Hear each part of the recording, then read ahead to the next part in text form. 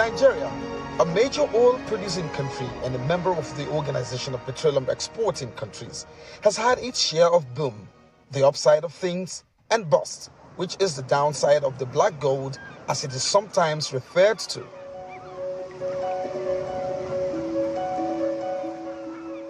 In recent times and years, there's been a series of alternate periods of highs and lows, with the most recent major decline witnessed during the COVID pandemic and the rise in crude oil prices that followed post-lockdown era.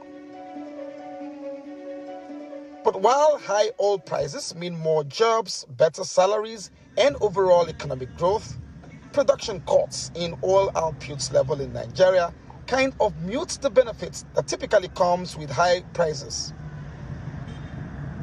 What is most difficult to manage today, what is much daring for us to live with, is the issue of crude oil theft.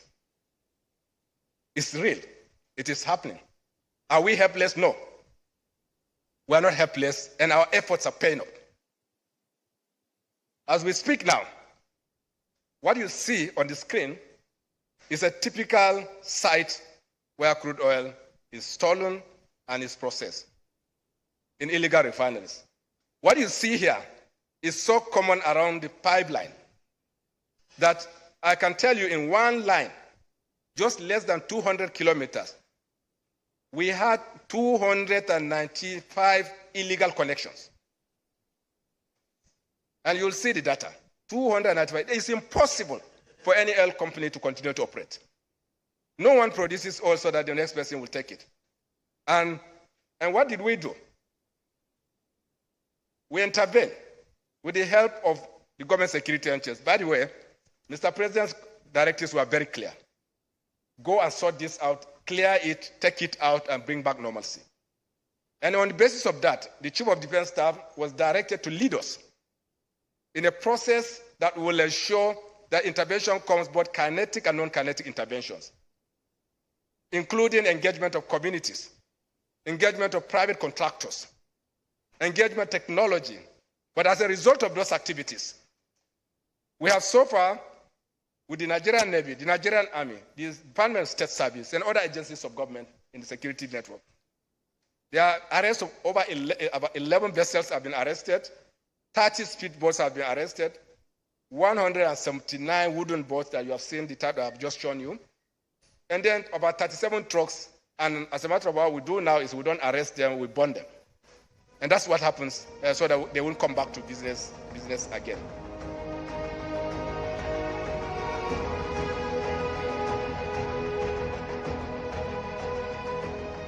From the State House, Abuja, the Federal Capital Territory of Nigeria, where these disturbing numbers are reeled out, we sought to pay a little more attention to this resource, crude oil. While it is perhaps under attack, the scale of attacks, who are the assailants, and the possibility of such huge amounts of loss to oil theft. Our quest for answers to the issues surrounding oil theft begins in an unidentified location. It is an unidentified location where this facility seeks to monitor oil production facilities, pipeline infrastructure, offshore and onshore terminals at all levels in Nigeria's entire crude oil network, which is the command and control center. The control center that we have capability to monitor and detect every illicit activities happening on the Nigerian Maritime Economic Zone. As it stands today, we are able to see every floating infrastructure, be it moored or moving.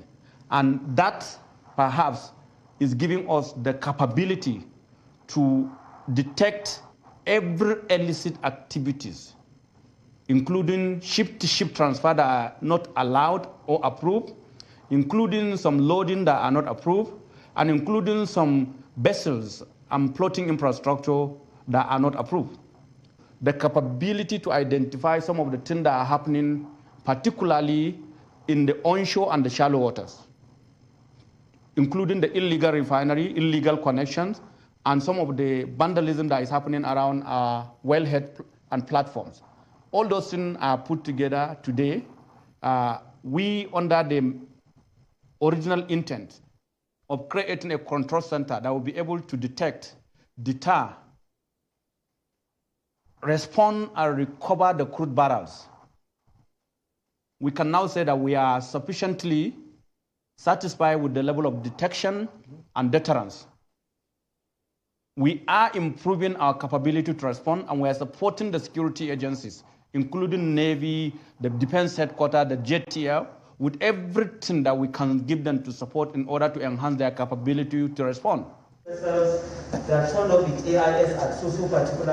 a room with giant screens, wired with intelligence, technology, several algorithms and applications for purpose of keeping an eagle eye on all oil assets and infrastructure on land, in the swamp, shallow waters, and within the Nigerian maritime domain, suggesting that every move you make or attempt on pipelines, terminals, on the sea through vessels can be seen and captured real time.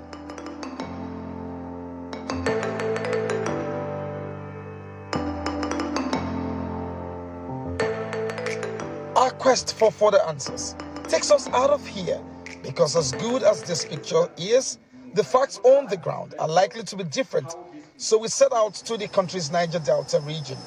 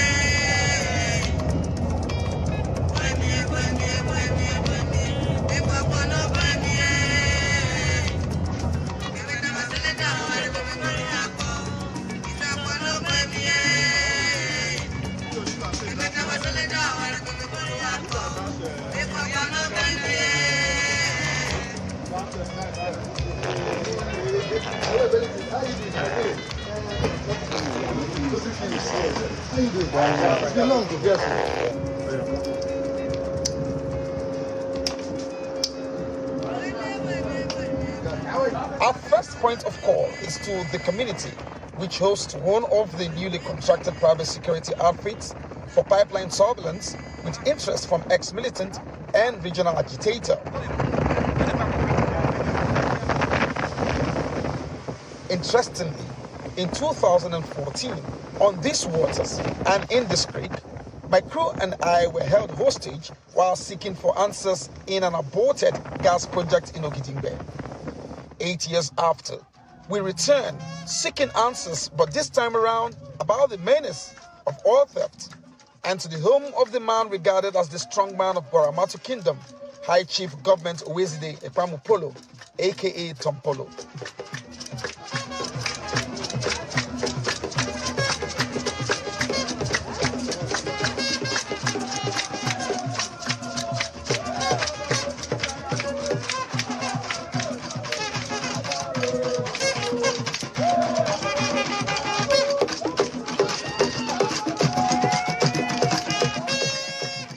His mien may not easily give him away considering his perceived capacity and antecedent. He sits with me and speaks to his commitment to a better Nigeria, his determination to crush any group wanting to truncate federal government's effort at oil recovery, and his optimism on a rebound of crude oil production numbers. We are doing all these things to save our country from collapsing. If not, people that are campaigning here and there, 2023, they will not have anything to run this country. But at the end, they will not shift the blame to our people. Meanwhile, the real perpetrators are there in Abuja and Lagos. That is my concern. So I will always stand with my people to defend the interests of our people. I am not saying that our people are not involved, but our people are involved in a very low scale. Listen, the main players are there.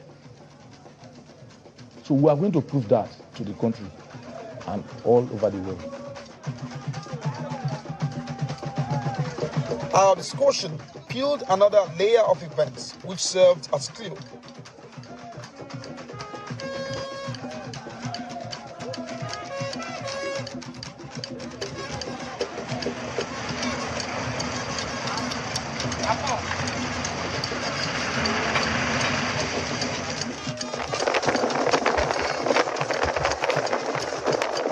Pursuing this answer will require journeying further into the nation's oil region, found predominantly in the Niger Delta of Nigeria.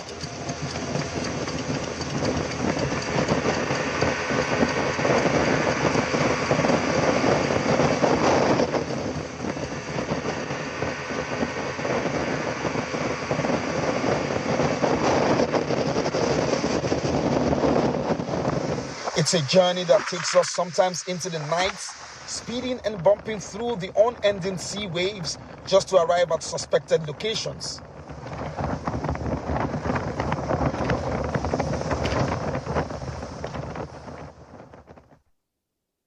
There are two channels by which oil vandals and thieves deploy the stolen crude.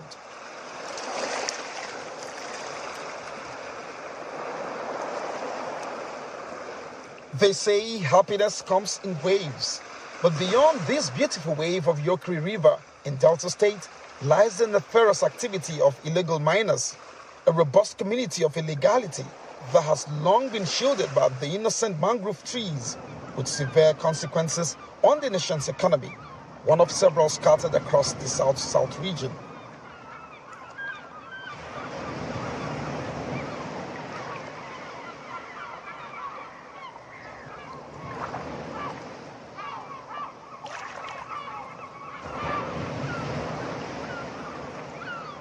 The vandals operate by making careful but illegal incisions onto crude lines, traversing the soil of the mangroves, swamps, and beneath the sea, connect them through miles and miles of their own PVC pipes into reservoir tanks constructed in the bushes where they cook the stolen crude to get diesel and kerosene.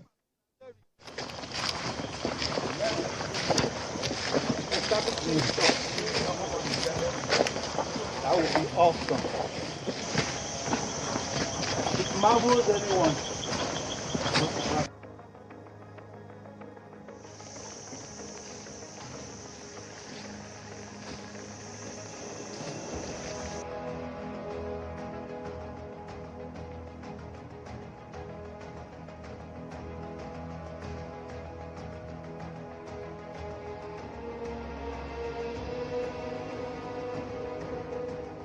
The environment sadly takes a hit from the activity of this enterprise, as residue from the cooked crude is emptied onto the water, swamp, and land, causing massive destruction of aquatic life, pollution of the underwater, and oil spill.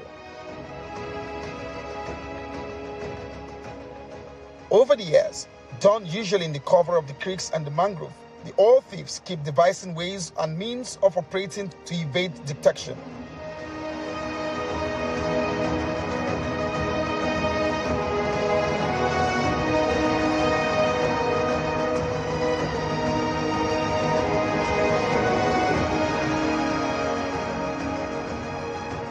For instance, the iron sheet, pipes, cement, and other materials required for the construction of storage tanks and pipes used to set up a cooking camp are brought in and assembled right here in the bush. They bring in welders, laborers, plumbers, and other support staff to execute the illegal activity. They developed, they advanced. There are two critical pipelines needed for this kind of operation. The supply line, which carries the stolen crude from the point of illegal insertion, and the discharge line, which is used for the finished product, mostly diesel. This is where the finished product, yes, diesel. Okay, so this pipeline is pulling it from the IRO, from the illegal refinery, yes. Where they are Cooking it, we'll get there. The diesel is what? Yes, from here they transport hose to the water trucks, yes. This is the cooking tank we call the illegal refinery. This is the tank that cooks. This is where we call this one soft touch. What it means is that you can see the connection of this where they put the raw crude. Yeah, this is where they set the fire. Okay. After filling this tank with crude. This is crude now. This is crude also. The one that is yeah, they use on when they put this, they set the fire here. They light fire here. Okay. After much heating, automatically it will transmit the finished product to this line. You can see the pipe down there. That's the receiver. That's the only useful line, the useful product to them. So the other, this kerosene and these other ones, the other product will be avoided. This line will take the diesel directly to the receiver. But at this point, this is a separation point where you separate the fuel from the diesel, from also that of the kerosene. So, a typical camp will have a storage tank for holding the byproduct diesel, a large cooking pot for boiling the stolen crude, sets of 2 inches galvanized pipes, a large pit for storing crude before processing, and of course, the operators. In recent times, Nigeria's security forces have gone after these suspects and dislodged the operational base.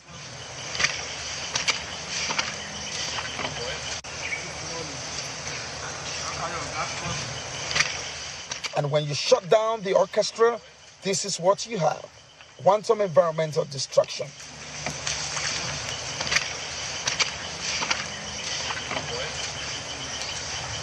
Dead palms stripped to bare bones. Abandoned pits used for collecting stolen crude. A vast area dead to vegetation, dark patches intermingling with green vegetation, always indicative of an area of activity and consequently leading to millions of dollars loss.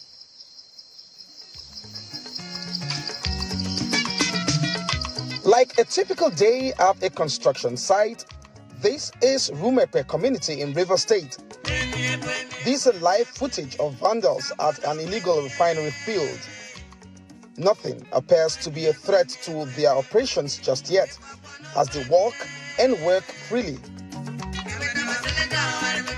The dug portions of earth are used for collecting stolen crude and for diesel after the crude is cooked. The white sacks you see here are filled with diesel. Various camp owners use different colors to identify their product so it doesn't get mixed up when they float them on water, which is the means they get conveyed from various camps. To the left of the screen is the dumping site for residue from the cooked crude, from which diesel is extracted, causing environmental degradation again. It's an enterprise that involves both women and men. Take, for instance, watch as this woman fetches product from the storage pit. The Rumepe illegal refinery field is an example of thousands scattered across the Niger Delta states.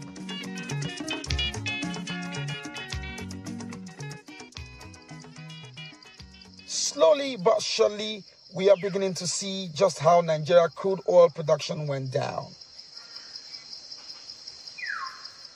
There are 2 dimensions to this illicit business.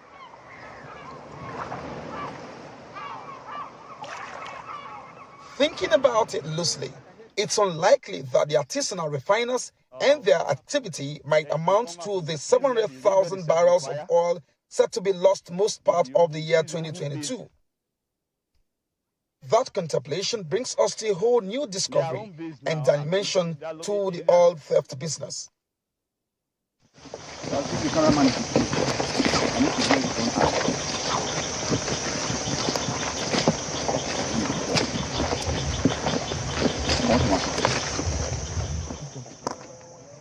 Okay, welcome all these things for Karanguas. No.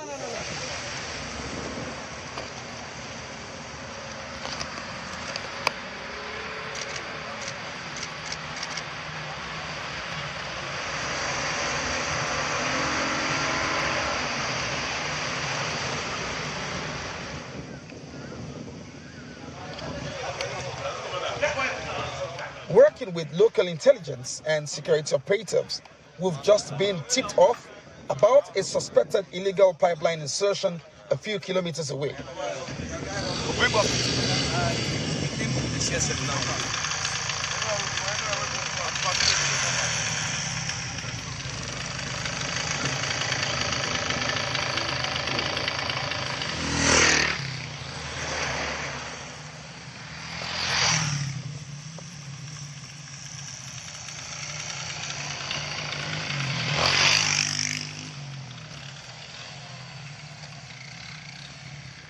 Arriving at the scene will involve, in addition to driving through the seashore,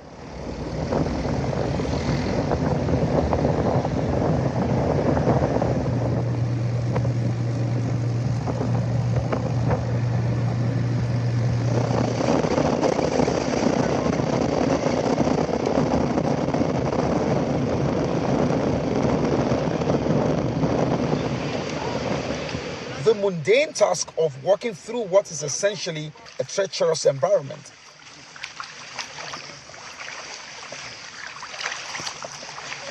Wading through oily water paths,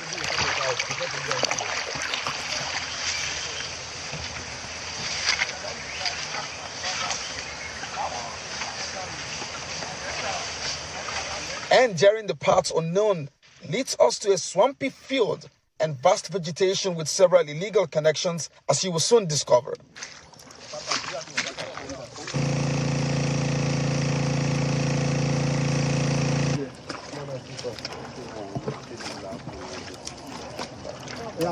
After hours of work, what do we have?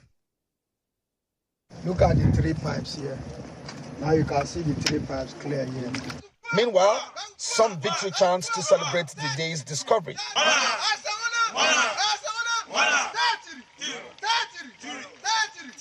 This is the point of a suspected insertion and illegal connection. You can see there are 3 pipes here.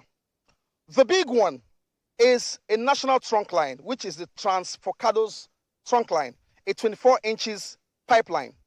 Now, you see those 2 pipelines on top of it making a head knock on the pipe. Professionally, this looks unkept. This looks suspicious because it's tapped on top of a traveling crude line. And the question is, why do we have that insertion on a scraped top of a 24 inches pipe, double 6 inches pipe, traveling all the way, and it is suspected to be traveling all the way to the high sea. This is what we have here. Those 2 lines traveling. Those 2 lines traveling and joining up themselves here. To my mind, it tells me it will give it more pressure. Whilst oil theft may have been occurring in the creeks and piped to the camps for cooking, unsuspected quantity of crude allegedly leaves the country through illegal connections like this and channeled directly to the sea, where barges load them and sail off.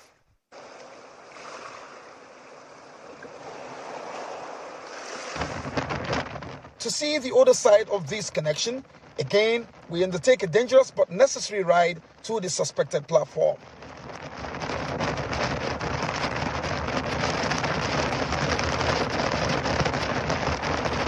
To accomplish that task, we made a quick stop at Sokebola village in the creeks. We don't call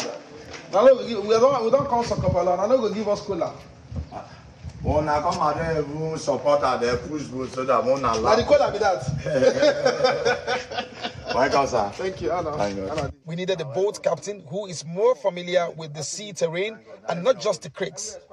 While we waited for the trusted hand to arrive, I randomly engaged these 2 men who had since lost their livelihood as fishermen to polluted waters as a result of theft, spills, and illegal artisanal refining activities.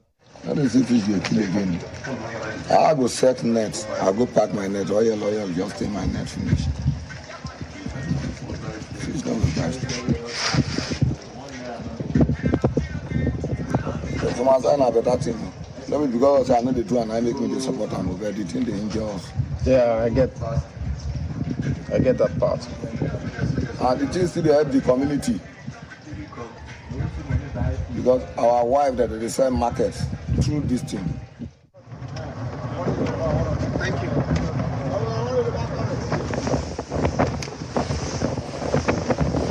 That's where we are headed for. The river that they rough. That offshore platform is known as the Afremo A platform offshore excavers. I think you don't want.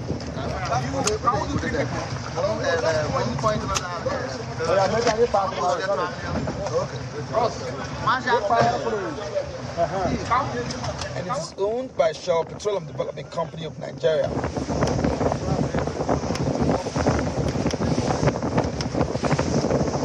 This oil platform is designed to carry crude from here to Escravos for processing. This is the test line, and that's the line we have decided to use.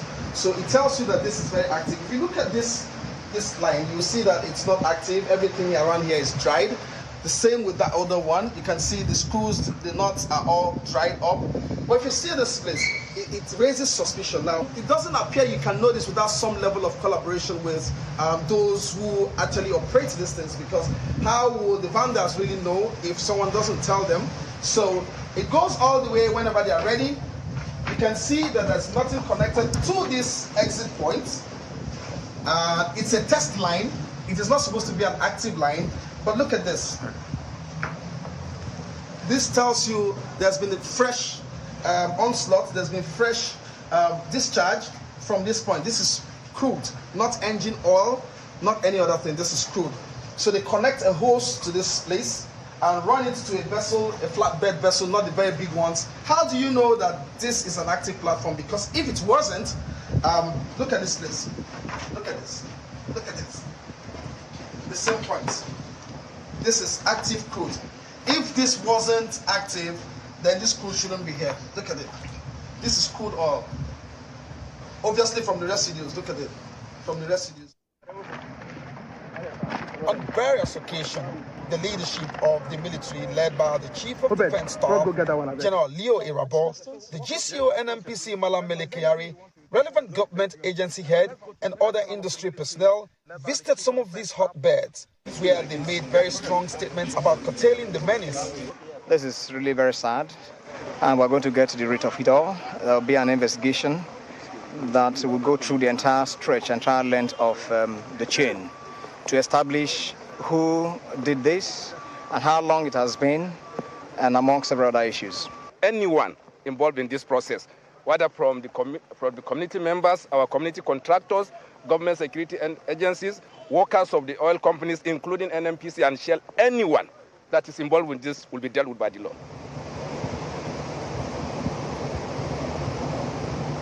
Using abandoned offshore oil installation has become a fleecing channel for oil thieves as a means to quickly dispose stolen crude. Another of such illegal pipeline insertion has been discovered in the Kuntu community, few kilometers away from Fulcado's export terminal in Delta State. The 6 inches illegal pipe is connected to the 48-inch Fulcado's crude export line and stretches about 6 kilometers into the sea, where it is received on an abandoned Ajib facility.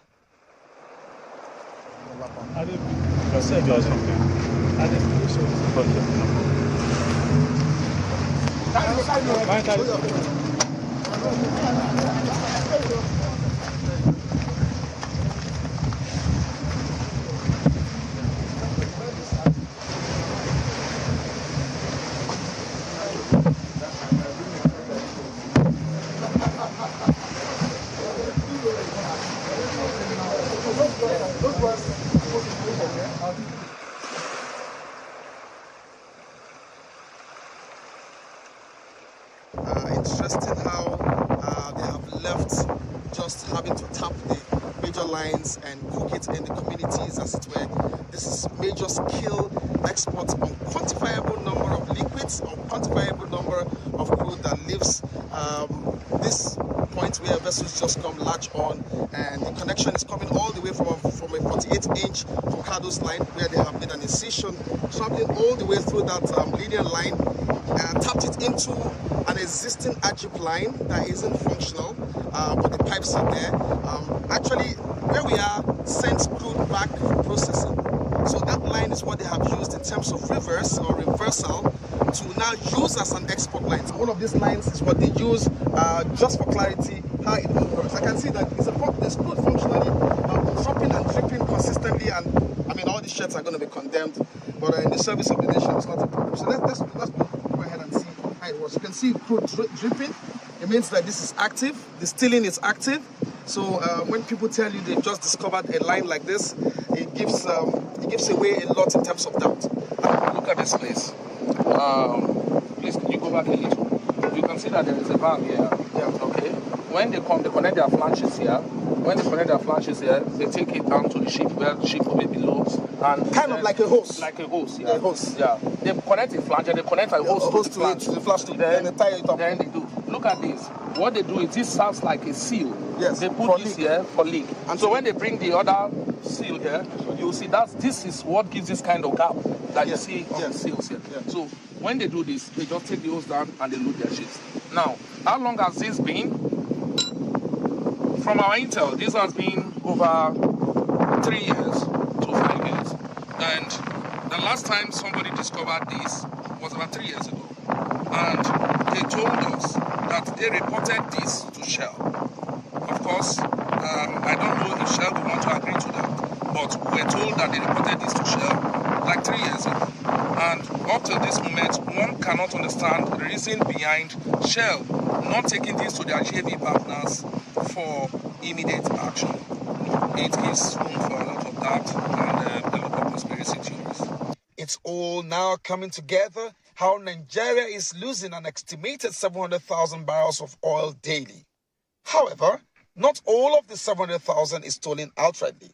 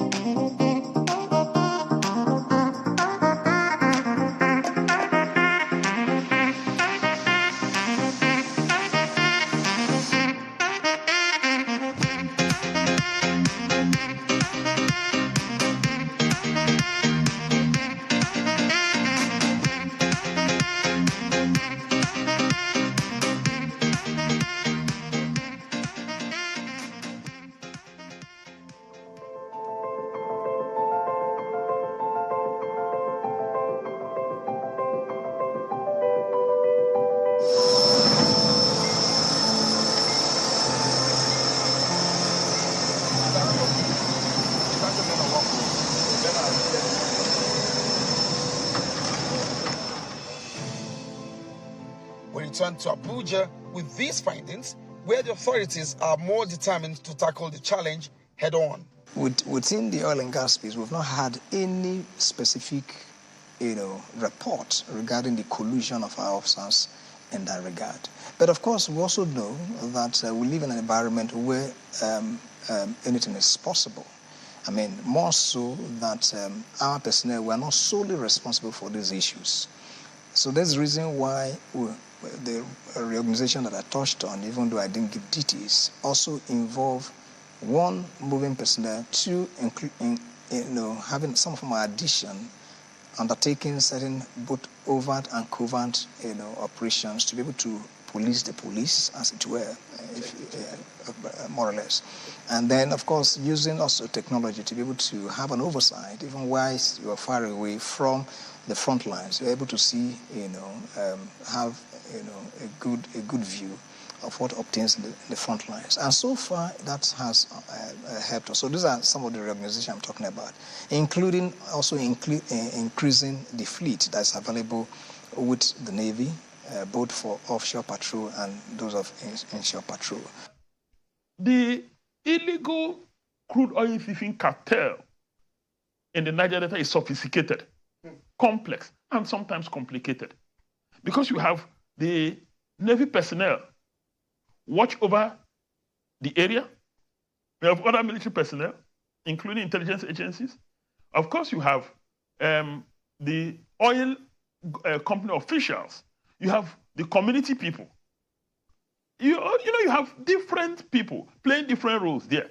Are we saying that all of these persons are not able to detect these people when they steal the crude? Not likely.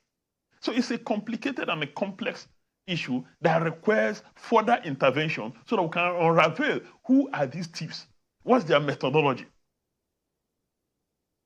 It's a challenge. And now it is impacting on the economy. It has become a national embarrassment.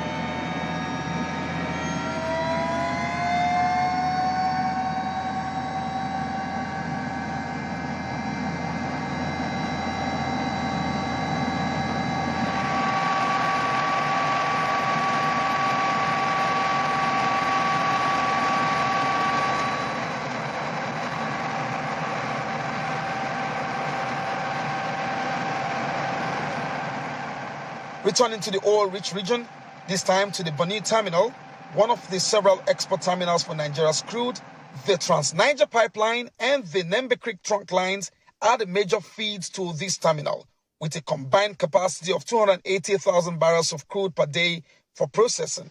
As a result of the serial attacks and illegal insertions, we sought answers to the production output from this terminal. It is all closed system and well lined out. There's no room open for any top-up because there are several parties involved. You can't really do anything. And each step you take is recorded, reviewed, and signed off. Also, we have the export system, we have auto-sampling system. That auto-sampling system, as you're exporting, is picking from inside what you're exporting. For every 2 seconds it picks. And that is what we go together as a group. Authority, commission, ourselves, the cargo surveyor, who is with us here. The cargo surveyor will be on tanker. The cargo surveyor is also here. We have 3 ministers of finance that even come here for export. Once you do that, they move it to what is close to a treasury, in this case, tanks. We have storage tanks. The Astolos, we have 23 tanks with capability of storing over 3 million barrels. And at one time, this terminal used to load a cargo virtually every day. Today, since the month of March, we have declared force majeure. Before then, they are processing about 250, 300,000 barrels per day, right? 5 million barrels every blessed month. I don't know what the price is. Take whatever price, put your calculator, and you see what we are talking about. And when you get this, that money, portion of it goes to the treasury. Today, the treasury don't see this money. And what do you want the treasury to say? To clap for us? No. They see it as a loss. An estimated $5.3 billion may have been lost by way of shut-in since March 2022, when the force majeure was declared owing to activities of oil thieves. For Forcados Terminal, a combination of security challenge and technical issues loses an estimated 250,000 barrels of oil per day. Brass, 100,000 barrels per day loss. Do bear in mind that the estimated losses are for crude without the gas component. Laudable, however, as the determination by the Nigerian authorities would appear to be in curbing the menace and restoring production levels, those who have been involved in this practice down the years are not giving up easily. And even as we report this, more and more discoveries are being made. But the basis of this entire story was the ship MT Hiroiki Dune, the vessel said to have attempted to take away about 3 million barrels of Nigerian crude oil from Akpo Terminal offshore Port Harcourt.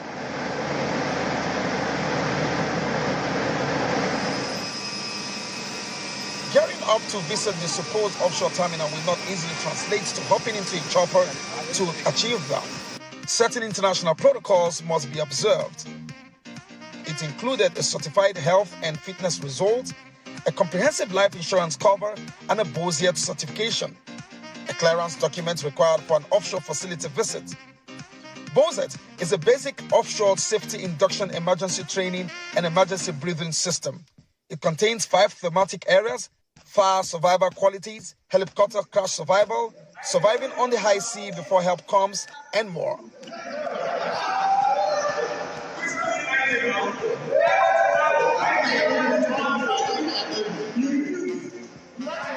We enrolled for the courses, got certified and equipped, then left for the deep waters.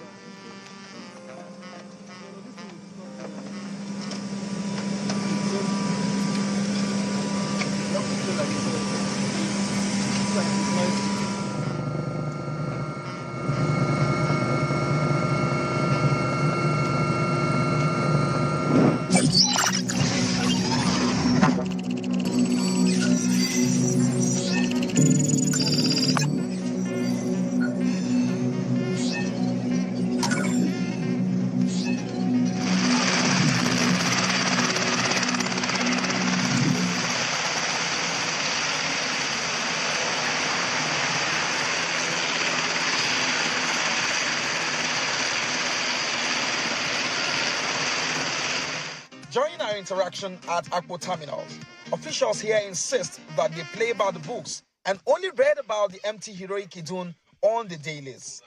Crude oil theft. Not offshore, please. Not from the terminals. Not from the terminals. It cannot happen at the terminals. Where there's, you can't even dare it. See, you'll be caught. It's not possible. See, you'd have to bring the whole of Nigerians to steal from the terminal. But from the creeks, from the pipelines, that is where the issues are. From the several documents available and from our research, here are some of the processes involved in oil lift and the various government agencies involved. This FPSO, which literally means a floating production, storage and offloading vessel, an oil producing or production vessel, is sitting on the top level of 1,300 meters seabed. So on top of this water, the depth of this water is 1,300 meters. And this floating vessel, what you can describe as sitting in the middle of nowhere, is where we're standing right now. And this is the story about the Akpo Fields Production Terminal here in Akpo. This is the territorial waters. It's on this water that the vessels come onto and be able to load from this FPSO. But because of the thrust of vessels and their sizes and safety and production safety reasons, vessels don't come close to an FPSO like this, an offloading vessel like this, to pick up crude. They stay 2 kilometers away at what you call the offloading buoy, and from there, crude is pumped into it and it sails away. As simple as that sounds, it doesn't come that simple. It takes more than 1 month for the processing of any particular vessel with all the signing and undersigning authorities before those vessels can actually even approach the Nigerian waters. And this is just a schematic of how production is done, how vessels are transported, how they transport themselves to this place, and how oil is lifted and how it sails out of this country with several gates, including the NUPRC to authorize, including NNPC, including the authority, including agencies like the CBN, the Ministry of Trade, including MPA, the Navy. All of these agencies and more undersign on a single document which allows any vessel, for that matter, to come into any of these terminals to lift crude.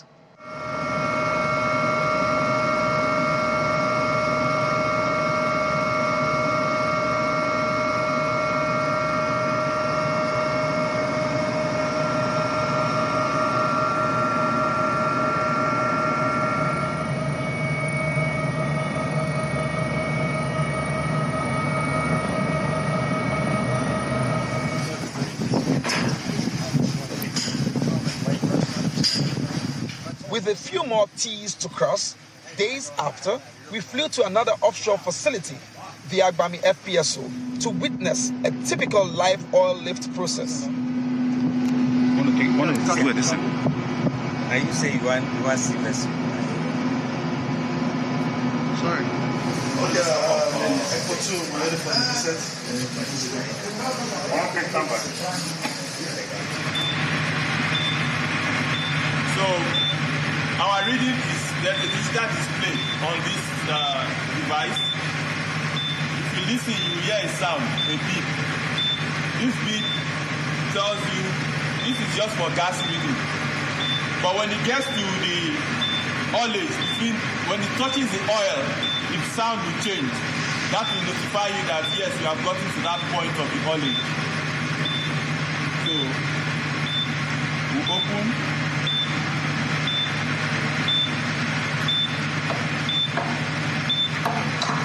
Then we drive it in. It has changed. Now I've taken it up again to the gas level so as to get accurate measurement. So we'll go down slowly. With that, we will know that it has changed to the oilage, and we'll take the value from the meter. From the meter room, we'll take the value, we'll know the oilage itself. Then we'll keep going. So all these points we are in the crude level point. That's the water point.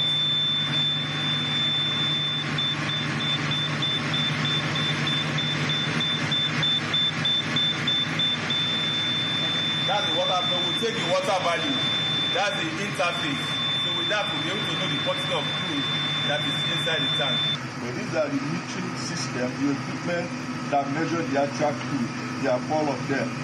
So by Chevron standard, we design what we call N+1. So N is the actual meter you use. 1 is always on standby, so that if any of the meter fails, we switch to the other meter, giving us some room and flexibility to take off the other one and service it without compromising our operation.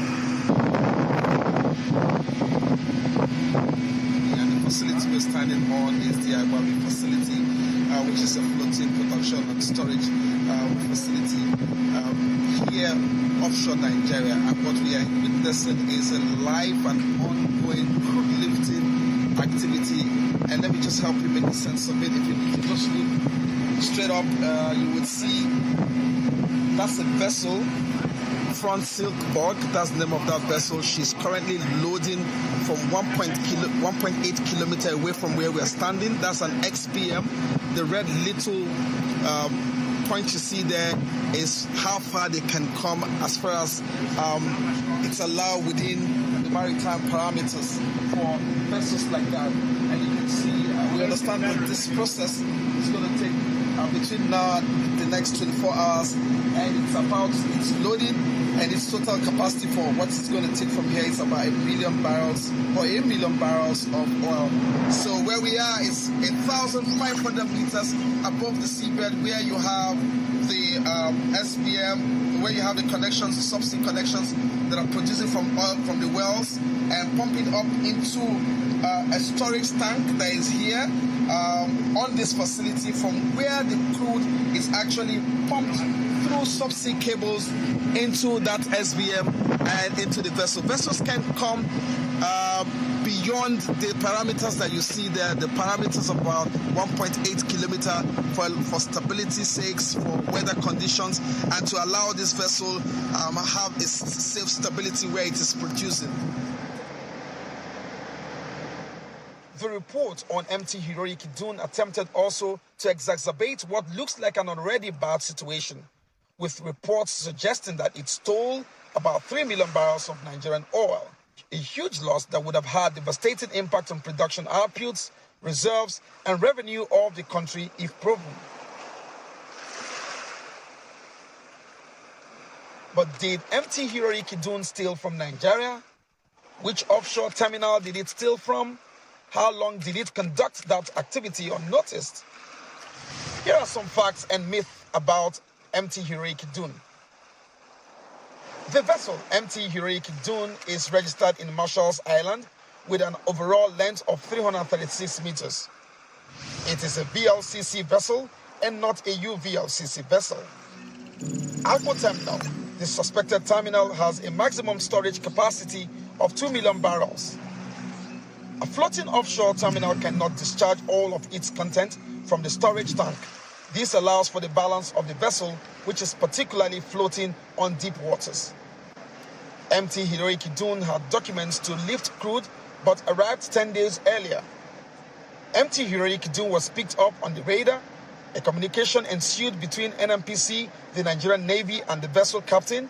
It was ordered to stay 200 knots from the terminal, but the captain decided to flee when it refused to take orders. It was later apprehended in Equatorial Guinea. MT Idun couldn't have lifted 300 million barrels of crude from a terminal that has a 2 million maximum storage capacity.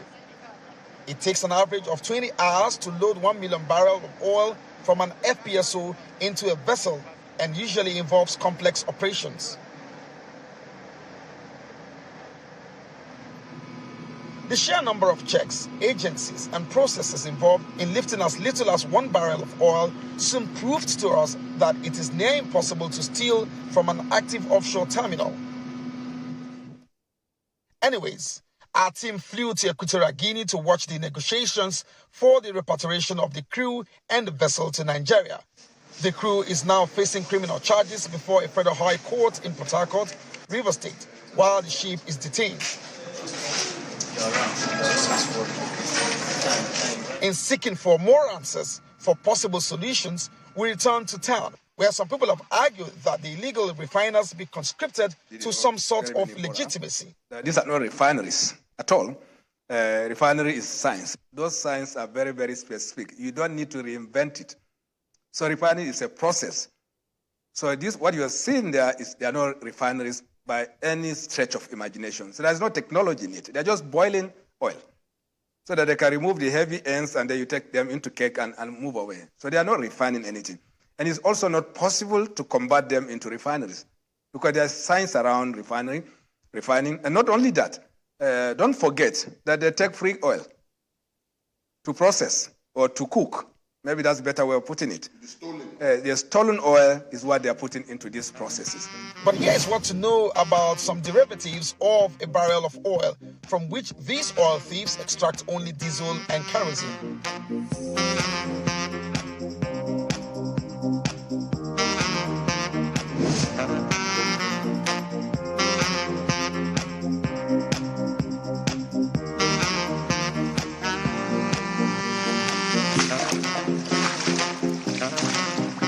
The race to recover the barrels by identifying and plugging the leakages, fixing damaged and rusty pipeline is a step in a good direction, but the federal government still has to do more. When government does see, make everybody come out hand for waiting they do. Who be one common man when you force government? So everybody go run for their entire life. If you not agree, government carry you go, you're on your own.